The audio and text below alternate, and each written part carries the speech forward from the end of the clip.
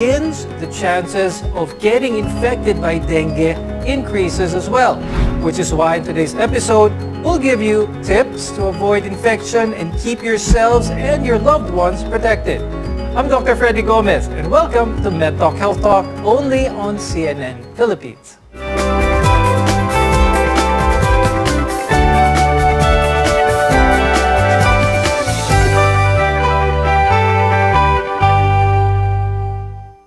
Our guests are here today to give their insights on dengue. With us is Dr. Carl Evan Henson. He is the director of the Hospital Infectious Control and Epidemiology Center at the Medical City. Also with us is Dr. Michael Campued.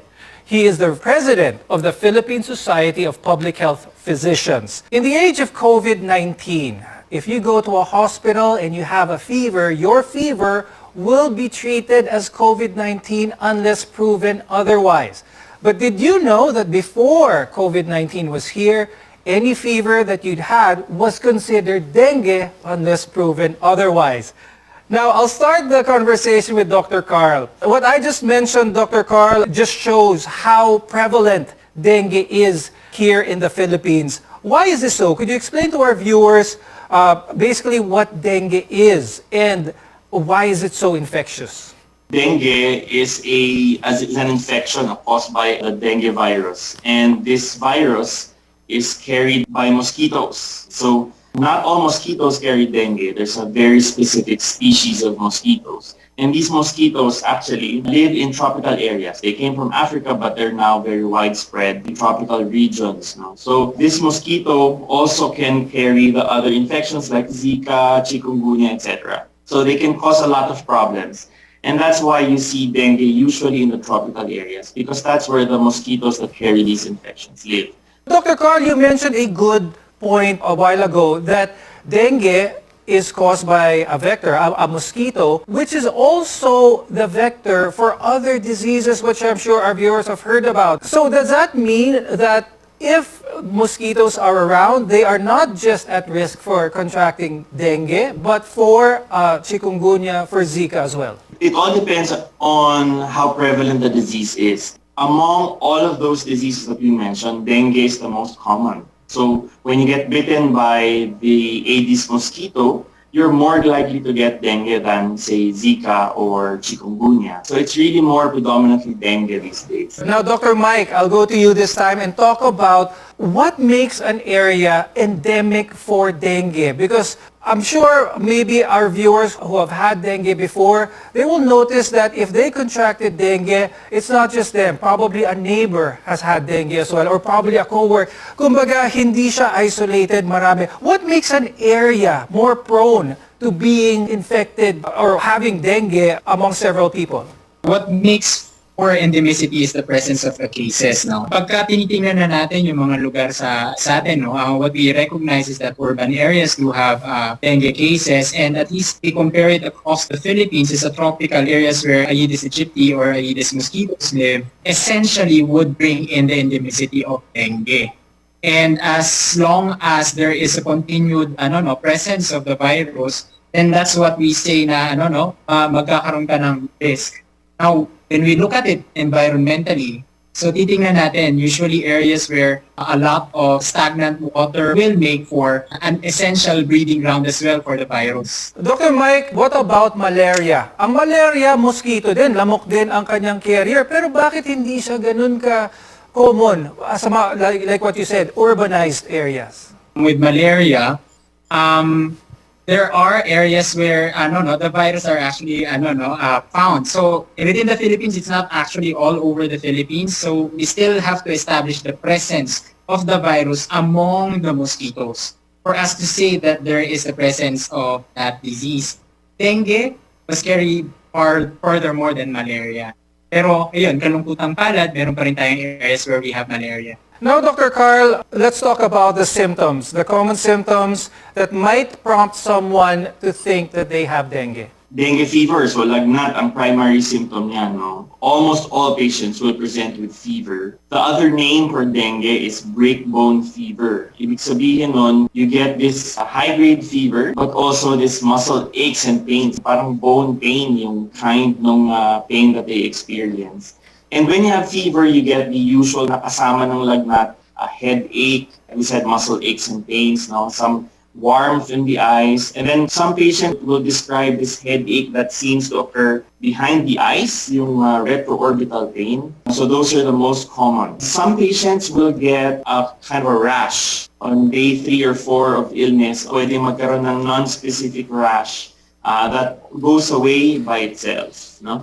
Now, Dr. Carl, do these symptoms when they come out, mas delikado ba ang mga simptomas na ito kapag bata ang may dengue or just as equal risk whether it be a child or an adult? Actually, in children, most likely that children will present with a very mild or even asymptomatic form of dengue. No?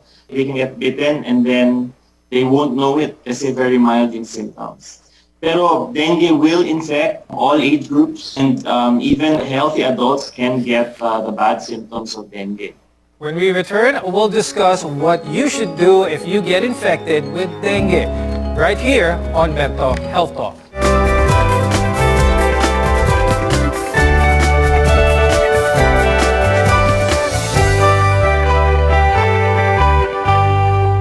SMC, San Miguel Corporation. Bisag unsang industriya ang sudlan niini, tinguha sa SMC ang pag-uswag o paglambo sa mga Pilipino. Karon, gikan sa SMC, aniya na ang SMC Davao Cement. SMC Davao Cement, gama sa Davao para sa Mindanao. SMC Davao Cement, ato ni Bay. Ito ang RPN, Radio Philippines Network, DXKT 1071 sa inyong mga radyo, ang Radyo Ronda sa Davao.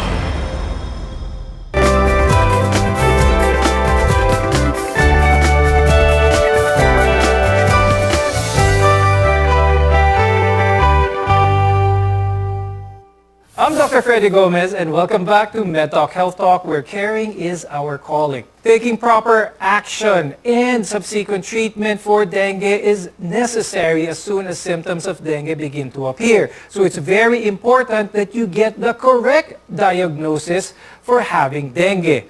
Dr. Mike, how is someone correctly diagnosed to having dengue? Symptoms or kailangan pa ng blood test dito, Doc Mike?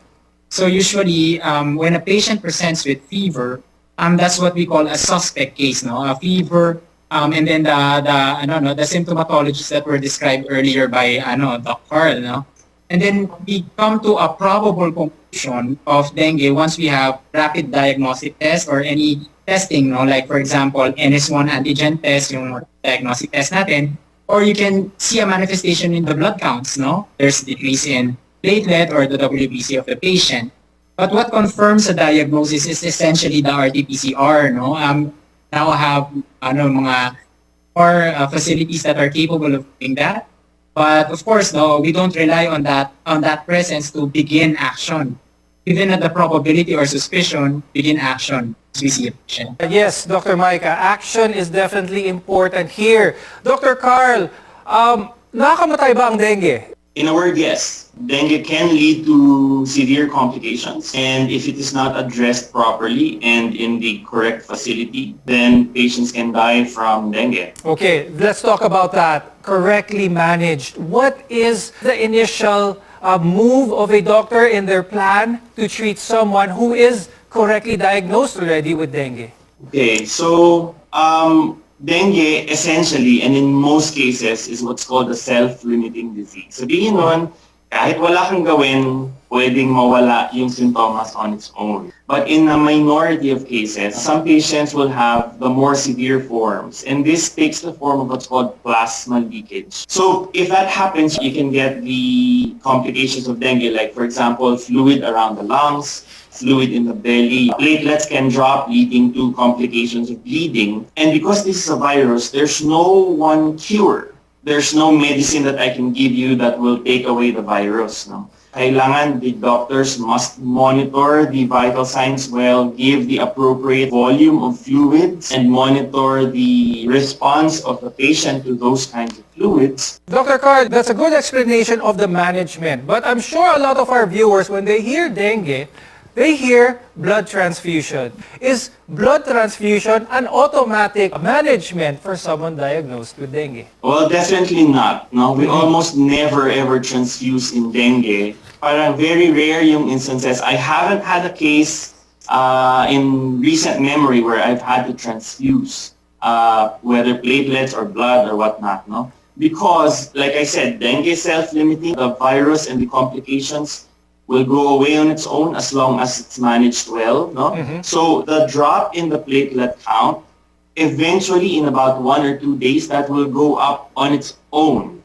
So unless there are actual bleeding complications, we almost never give transfusion. Dr. Mike, for the most part, what we've learned so far, that the majority of cases of dengue is self-limiting. But of course, what sticks to the minds of a lot of viewers are those extreme cases of dengue. How does dengue go to that? How does stories of bleeding and complications from dengue reach that point? Does it have anything to do with certain types of dengue? There are different vulnerabilities for each patient. And what we do understand in science is that reinfection with dengue is definitely a stage for you to get into the dengue hemorrhagic fever. So that's one thing that we can definitely say. No? If there is history in a patient with previous dengue, we worry about that and we make sure that the patient is actually within a facility that has readiness for hemorrhagic treatment. Pero doon sa mga other things that can actually increase the probability, it ranges. But I support Sir Carl. No? Even me, we've been very conservative on how we see dengue, and it's not the first thing that we worry about when we see dengue. What we firstly worry is hydration. But patients that fail to actually hydrate, patients that fail to actually take care of themselves, patients that have pre-existing conditions, like for example, a hemolytic condition, or a patient with an autoimmune disease, or patients that are already suffering some form of dehydration, these are patients that can be pushed. Once at the critical phase of dengue, di natin nalagpasan yon, then that's when we hear na we have to really look out at CBC as signs in the changes in the blood counts. When we return, we'll talk about what you can do to prevent dengue infection from spreading. We'll be right back on Med Talk Health Talk.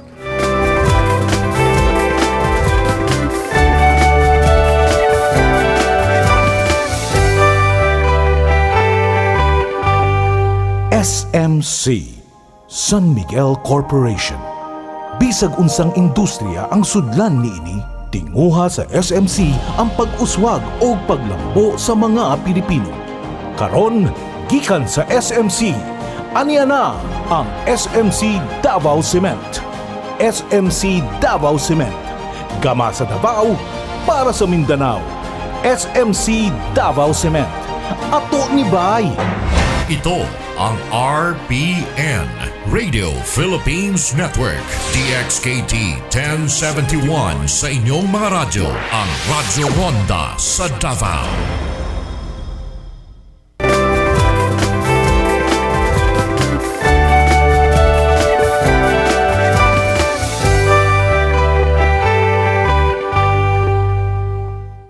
I'm Dr. Freddy Gomez, and this is Med Talk Health Talk, your partner in healthcare. Now, there are plenty of ways to ensure that you and your loved ones are protected from dengue, and this is through proper prevention. Before we go to prevention, Dr. Carl, earlier Dr. Mike mentioned one of the risk factors of dengue progressing is that of a previous infection of dengue. This means someone who has had dengue before would probably have little or barely noticeable symptoms. How is that a risk factor for a succeeding infection of dengue? The dengue virus has 4, I like to call them flavors, serotypes. Dengue 1, 2, 3, and 4. When you get infected with your first serotype, that's called the primary infection, and you can get a mild disease, etc. So there's parang cross protection but not complete, meaning that when you get infected with one, you get some sort of protection, but not complete, and then it wanes over time. So your body, your immune system, develops some antibodies against the first virus, and it sort of partially will protect you against the 2, 3, 4 virus.